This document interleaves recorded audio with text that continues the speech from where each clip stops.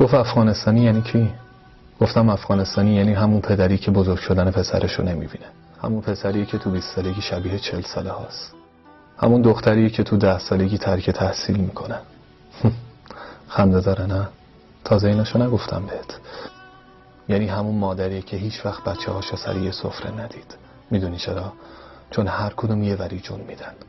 یکی سوریه، یکی پاکستان، یکی ایران، یکی اروپا، یکی هم که چند ساله گم شده و اصلا معلوم نیست کجاست. افغانستانی یعنی از این دنیایی به این بزرگی فقط قصه هاشو داری، یعنی به آرزوهات نرسی و از دور براشون دست کن. افغانستانی یعنی من داغون، یعنی تو داغون که تفرقه ها نمیذاره ما بشیم.